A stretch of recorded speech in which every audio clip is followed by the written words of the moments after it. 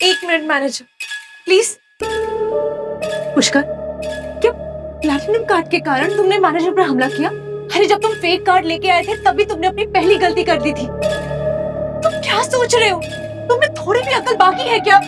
या तुमने पहले ही सोच लिया था कि तुम मेरी पार्टी खराब करके रहोगे? पुष्कर ने बड़ी ही मासूमियत से उर्वी को देखा, जैसे वो शिकायत कर रहा था कि उर्वी को पूरी बात जाने बिना उस पर इतना बड़ा इल्जाम नहीं लगाना चाहिए था। ये प्लैटिनम कार्ड असली है और सिर्फ इस कार्ड की वजह से मैंने उसे नहीं मारा। उसे मारने की कोई और वजह थी, लेकिन मैं वो कारण नहीं बता सकता क्योंकि अगर मैंने वो बता दिया तो यहाँ किसी की बेइज्जती हो जाएगी, इसलिए मैं चुप हूँ। Are you for real? तुम असली बात बताने के बजाय जेल जाना पसंद करोगे? झूठ बोल रहे हो तुम। तुम्हें बस अपना गुस्सा किसी पे उतारना था, इसलिए तुमने ये सब किया। सुन लड़के, मैं पहले ये नहीं कहना चाहता था, लेकिन तुझे नहीं पता कि तूने क्या किया है। सब लोग गौर से सुनो। ये बदतमीज लड़का हमारे क्लब में काम करने वाली लड़की को जबरदस्ती बाथरूम में खींच रहा था।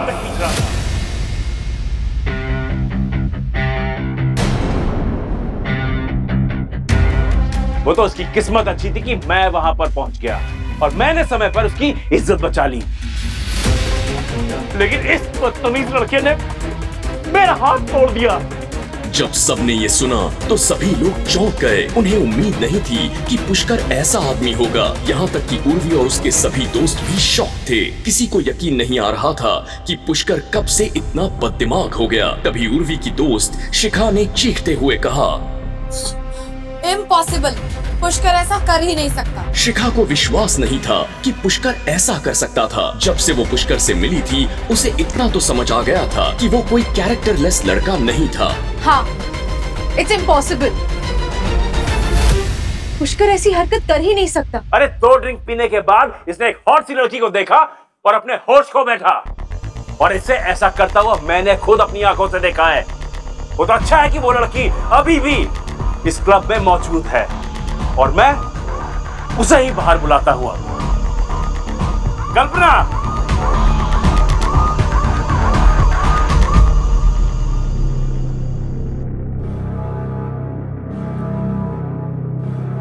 कल्पना, बताओ कि तुम्हारे साथ बाथरूम में क्या हुआ था? पुष्कर अचानक आगे बढ़ा और कल्पना की ओर देखा। सबकी निगाहें उस लड़की पर टिक गईं। वो आगे जो कहने जा रही थी वही इस मसले का हल था। कल्पना ने पुष्कर की ओर देखने की हिम्मत नहीं की। उसने बेचैनी में अपनी मुट्ठियां बंद कर ली और फिर पुष्कर की ओर इशारा किया। मैनेजर सच कह रहे, इस लड़के ने मेरे साथ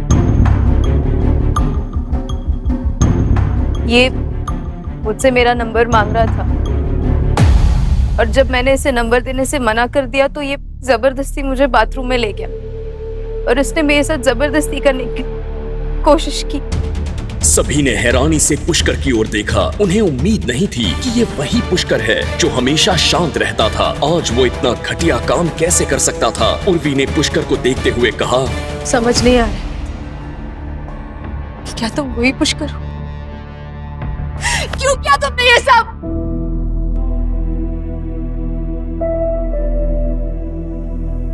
हे भगवान, ये सच में छोटी सोच वाला एक छोटा इंसान है जिसकी हरकतें भी इतनी गंदी है। मैंने कभी नहीं सोचा था कि पुष्कर ऐसा लड़का होगा। सिर्फ 2 ड्रिंक लेके तुम इतने नशे में हो गए? ऐसा काम करने में तुम्हें जरा भी डर नहीं लगा? ये कितना शॉकिंग है। ऊपर से तुमने मैनेजर का हाथ भी तोड़ा। बहुत खूब। हमारे कॉलेज के लिए ये कितनी अपमानजनक बात है। पुष्कर ने ये सब कुछ सुना। उसने कल्पना को दुखी होकर देखा जिसकी हालत बहुत खराब थी। ये इंसान की प्रवृत्ति कभी नहीं सुधरेगी। इसकी कोई न कोई मजबूरी रही होगी।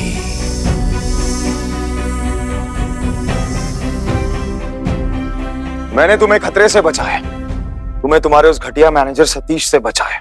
अगर तुम मुझे थैंक्स नहीं बोल सकती थी तो कम से कम तुम्हें मुझ पे ये दोष नहीं लगाना चाहिए था। तुमने वास्तव में मुझे फंसा दिया है और इसका अंजाम तुम जरूर भुगतोगी। ये क्या कर रहे हो तुम? गंदे इंसान, इसे भी मारना चाहते हो? हाँ लड़के, कहीं जाना मत। हमने पुलिस बुला ली है।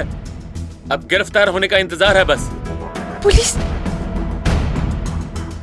अयान, एक मिनट। अयान, अगर पुष्कर गिरफ्तार हो गया ना तो मेरी मम्मी मुझे मेरे घर के बाहर कभी नहीं निकलने देगी। इस घटिया इंसान को बचाने का मन तो नहीं कर रहा, लेकिन please please help us. It's okay, let me handle this. Satish, police को बुलाने की जरूरत नहीं। मेरा दोस्त बहुत ही ज्यादा परेशान था, शायद इसलिए उसने अधिक शराब पी ली तो ये गलती कर बैठा। मैं उस लड़की को हर्जाने में 1 लाख रुपए देने के लिए तैयार हूं।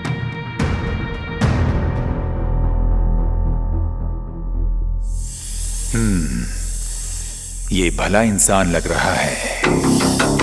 अपने मतलब के लिए इंसान अच्छा ही बनता है।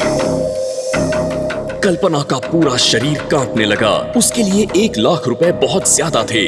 उसे पता था कि उसने झूठ बोला है, इसलिए उसने और बहस जारी रखने की हिम्मत नहीं की। पैसे नहीं चाहिए मुझे, पैसे बहुत है मेरे पास।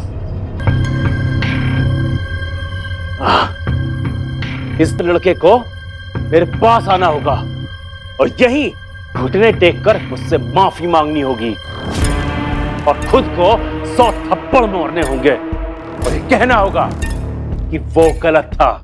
और तब जब ये मेरे सामने घुटनों पे बैठा होगा, मैं इसके हाथ तोड़ूंगा जैसे इसने मेरा हाथ तोड़ा था।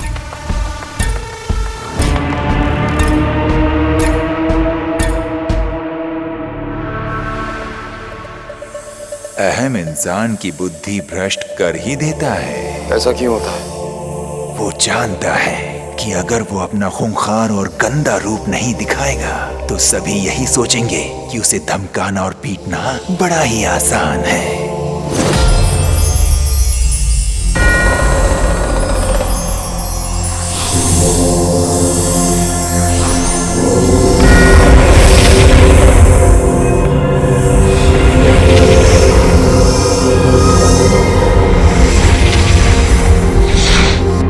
घटिया इंसान, आज तू मरेगा।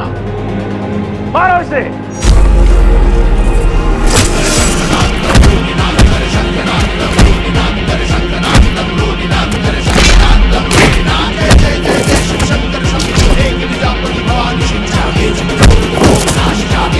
ये सब देख रहे कई बड़े लोग आगे बढ़े, लेकिन पुष्कर ने उन सभी को बहुत मारा।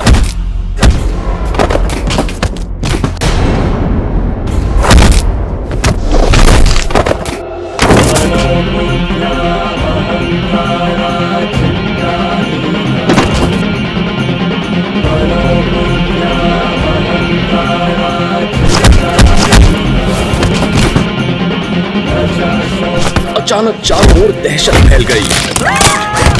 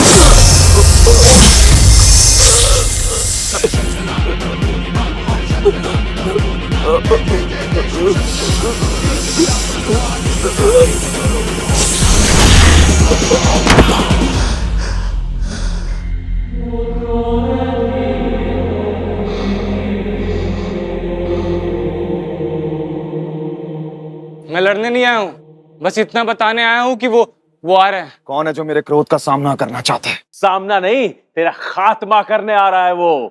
कौन? माजिद भाई।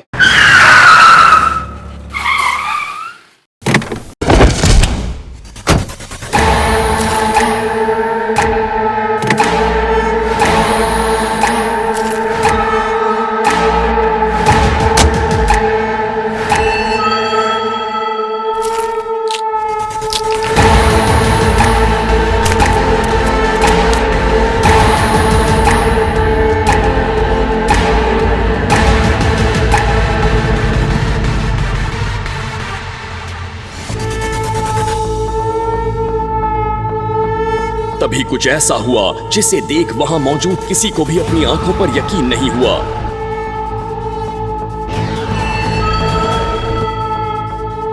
होटल का मालिक डॉन माजिद वहां आया। पुष्कर सर, आप हमारे क्लब में? नमस्कार।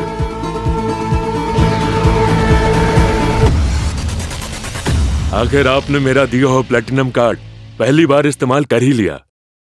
बॉयज, सर के लिए चेयर लेके आओ।